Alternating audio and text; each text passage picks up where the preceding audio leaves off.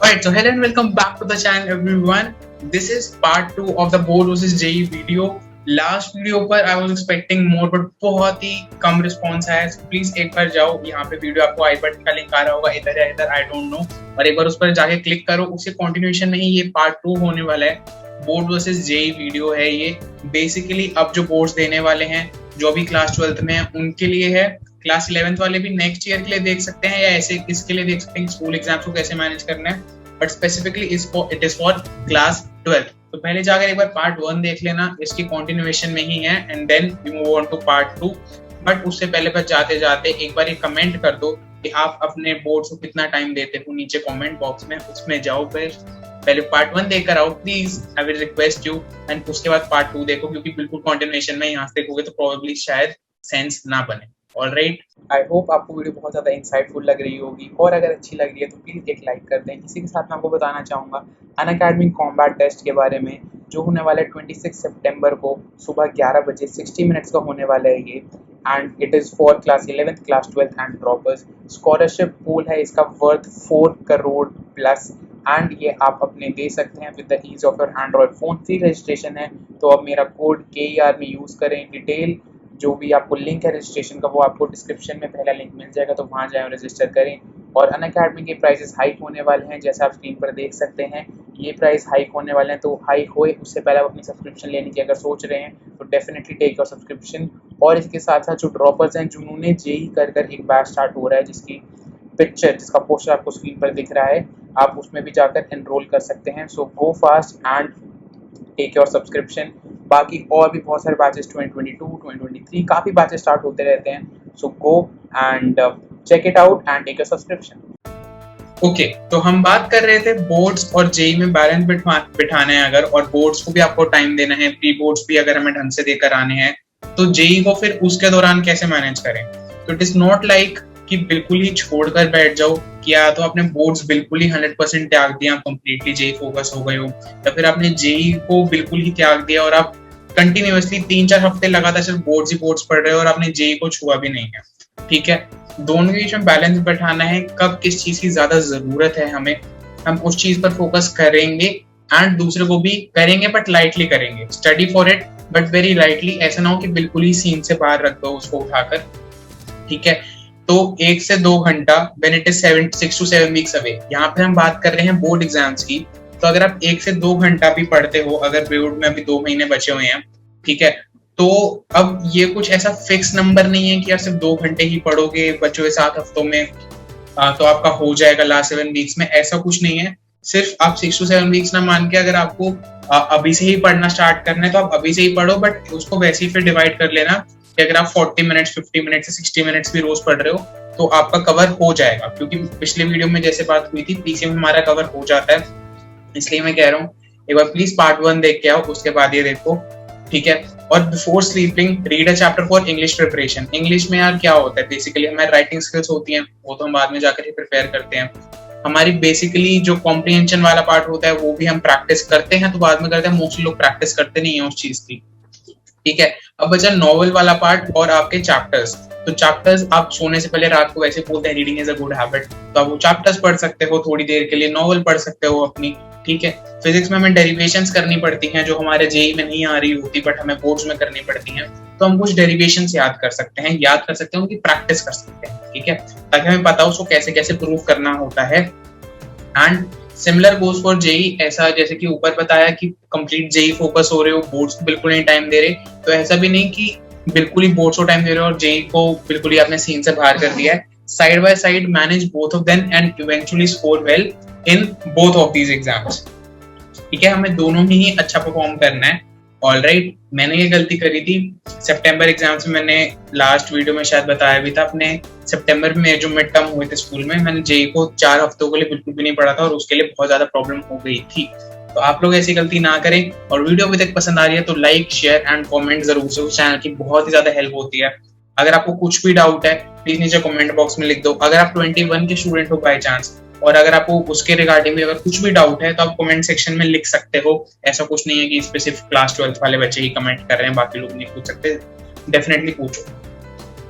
ठीक है, अब फाइनली बात कर लेते हैं मेरे बारे में कि मैंने लास्ट के सिर्फ 2 हफ्ते पढ़कर 96% बोर्ड्स में कैसे फोड़ा। ठीक है, मेरे कुछ बोर्ड एग्जाम स्टार्ट थे मार्च के स्टार्टिंग वीक के अराउंड, मतलब मुझे एग्जैक्टली याद नहीं है, 2 वीक्स था, 15 डेज थे या 13-14 डेज थे, मतलब you get the point right. ठीक है, तो मैंने 20 फरवरी के आसपास पढ़ना स्टार्ट किया।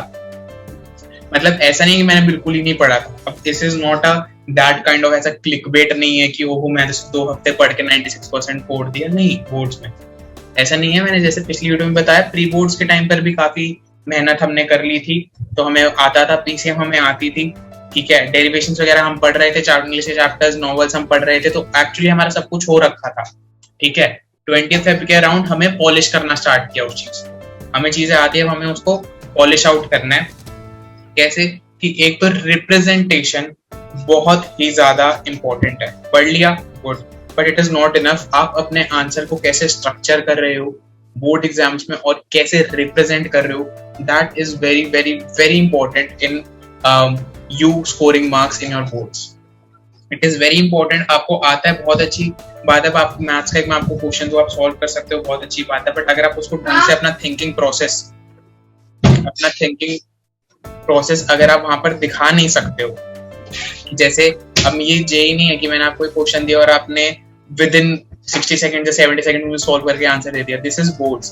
तो आपको पूरा अपना थिंकिंग, पूरा थॉट प्रोसेस आपको दिखाना है कि यहाँ से मैंने स्टार्ट किया, फिर मैं ये फॉर्मूला यूज कर रहा हूँ, उससे ये स्टेप पे आऊंगा मैं, उसके बाद मैं इस स्टेप पर आऊंगा, फिर मैं ये फॉर्मूला यूज करके ऐसे आऊंगा। मतलब आपको स्टेप बाय स्टेप दिखाना है। जेई में हमारी प्रैक्टिस बन जाती है स्टेप्स को स्किप करने की, ताकि जल्दी आंसर निकाल पाए। That is different game, but boards is different game.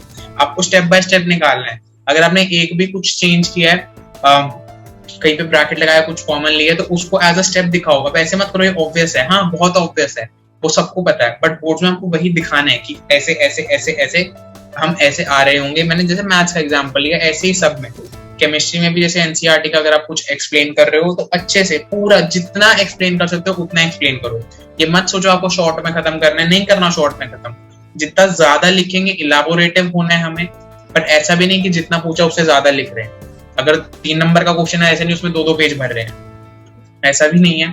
ठीक है, but you get the point कि आंसर को कैसे आप स्ट्रक्चर कर रहे हो और कितना आपका शीट पढ़ते वक्त कितनी सुंदर लग रही है। ठीक है, वो भी एक होता है, क्योंकि जो एग्जामिनर होता है वो इतने सारे पेपर चेक करता है, तो ऐसा ना हो कि आप वो शीट पढ़ रहे हैं तो बहुत ज्यादा कटिंग हो रखी है, उसको ढूंढने में मुश्किल हो रही है। आपने पहले 6th क्वेश्चन का रखा है, उसके बाद 17 का रखा है, उसके बाद 12, फिर 1, फिर 6, फिर 6 का सेकंड पार्ट, फिर 5th क्वेश्चन, फिर 9th क्वेश्चन। ऐसे बिल्कुल मिक्स नहीं होना चाहिए, एक स्ट्रक्चर्ड वे होना चाहिए पेपर का। ठीक है, और ट्राई करो कि नया क्वेश्चन कर रहे हो तो नए पेज से स्टार्ट करो, हमारे पास पेजेस की कमी नहीं होती। बट ऐसा भी नहीं है कि आप इतना खुला खुला लिख रहे हो कि जानबूझ के बस पेजेस भरने के लिए कर रहे हो, वैसा भी मत करना, but you get the point. Okay, next move on करते हैं, लर्न हाउ टू रिप्रेजेंट। वही जो मैंने पॉइंट बोला वही यहाँ पे पीपीटी में लिखा हुआ है। सपोज 4 लोग सेम आंसर लिख रहे हैं, बट जिसने रिप्रेजेंट जितना अच्छे से किया होगा, जो जितनी कम कटिंग कर सकता है, प्रेफरेबली नन, हो सके तो कटिंग मत करो, पहले सोच लो क्या लिखना है और फिर ही लिखो। ऐसा नहीं दिमाग में आया लिख दिया, फिर सोच रहे नहीं इसको काटते हैं, चेंज करते हैं। Don't do it. Neatly represent your work, leave the portion after finishing the answer, no need to cover all of it in the minimum pages possible. जो मैंने बोला, एक क्वेश्चन खत्म हो गया है, अगर 4 लाइनें, 5 लाइनें, 6 लाइनें बची हुई है, छोड़ दो, अगले पेज पर जाओ, न्यू क्वेश्चन फ्रेश स्टार्ट करो, वहीं पर से शुरू करने की जरूरत नहीं है। And a bonus point, never try and never leave any chapter during preparation. ठीक है, जेई में हमारी ये आदत बन जाती है और नीड भी कहीं ना कहीं बन जाती है, अगर क्योंकि चैप्टर्स बहुत ज्यादा 11th के भी हैं, 12th के भी हैं, और तो अगर हमारा कोई चैप्टर नहीं भी हुआ तो ऐसा नहीं होता कि सभी बच्चे 100% सिलेबस करके जाते हैं। बहुत ज्यादा बच्चे 100% सिलेबस नहीं करते, ये सबको पता है। बट बोर्ड्स में कभी मत करना कि तुम चैप्टर छोड़कर जा रहे हो, हमें कुछ ना कुछ पता होना चाहिए। कोई भी क्वेश्चन हो एग्जाम में, एटलीस्ट अगर हमने पढ़ा हुआ है तो कुछ आइडिया होता है। अगर हमने पढ़ा नहीं होगा तो बिल्कुल ही वो ऐसा वे क्वेश्चन रहेगा कि पता नहीं भाई क्या पूछ लिया है। इसलिए हमें एटलीस्ट पढ़ना जरूर है, इतना मुश्किल नहीं होता है। ठीक है, do not ever leave any question blank. कुछ ना कुछ तो 101% हम लिख कर आएंगे, 0 से ज्यादा ही मार्क्स मिलेंगे। ठीक है, कुछ भी लिखो। अब ऐसा नहीं कुछ भी, जैसे कुछ लोग ऐसे फन के लिए बोलते हैं कि भाई मैं गाने लिखाया। ठीक है, वो सिर्फ जोक होते हैं जो व्हाट्सएप पे शेयर होते हैं। ऐसा नहीं होता कि आप गाने लिखाए और आपको नंबर मिल रहे हैं। बट रेलेवेंट अगर हमने पढ़ा हुआ है, हमने चैप्टर पढ़ा हुआ है, हम रेलेवेंट, हमें एग्जैक्ट नहीं पता बट हम रेलेवेंट भी कुछ ना कुछ लिख रहे हैं, तो हमें 0 से ज्यादा नंबर मिल जाएंगे। एवरीथिंग इज बेटर देन अ 0। कुछ क्वेश्चन है तो नीचे कमेंट डाउन एंड लाइक कर दो यार एक वीडियो को। यहाँ तक अगर वीडियो आप देख रहे हो, मतलब आई एम श्योर आपको पसंद आ रही है, सो प्लीज एक लाइक जरूर कर दो। एंड वीडियो शायद थोड़ी सी लंबी हो रही है बट कोई बात नहीं, this is part 2 and this is the final part. अब हम पार्ट 3 भी बनाएंगे, इसी में हम कवर करेंगे। ऑलराइट, सो ड्यूरिंग ब्रेक्स, लंबा ब्रेक मिला है तो जे रिवीजन करो, दैट इज मोस्ट इंपॉर्टेंट। अब ब्रेक से मेरा मतलब है कि जो बोर्ड एग्जाम के बीच में ब्रेक मिलते हैं, एक कई बार ऐसा होता है कि हमें 10 दिन 12 दिन 13 दिन का ब्रेक मिल जाता है, कुछ सिनारियों में ऐसा हो जाता है, वो फिक्स नहीं होता, वो हो जाता है बस कभी कभी। तो अगर ऐसा हो रहा है तो अगर उसमें आपको टाइम मिल रहा है बीच में, तो अपना जेई का रिवीजन करो, राइट, क्योंकि हमारे बोर्ड एग्जाम्स के बाद भी जेई अटेम्प्ट होता है, ठीक है। We do not have to let ourselves be away from JEE for too long, combat it again and again. Momentum kill नहीं करना, फिजिक्स में सबने पढ़ा मोमेंटम बहुत जरूरी है, चाहे आप कोई भी चीज कर रहे हो, आप किसी भी चीज की आदत डालना चाह रहे हो, मोमेंटम बहुत जरूरी है। अगर आपने आज किया, कल किया, परसों किया, आप 10 दिन बाद कर रहे हो, तो 11वें दिन आप शायद ये सोचकर नहीं छोड़ोगे उसको कि यार 10 दिन किया हुआ हमारा 0 हो जाएगा, इसलिए आज भी कर लेता हूँ। सिमिलरली फॉर 12, 13, 14 और आगे आगे। अगर आप पहले दिन ही नहीं करोगे, दूसरे दिन ही नहीं करोगे, तो आपको लगेगा यार अभी तक भी कुछ नहीं किया है, अभी भी नहीं करूंगा, ठीक है कल से, ठीक है कल से, बट वो कल आ नहीं पाता है, राइट।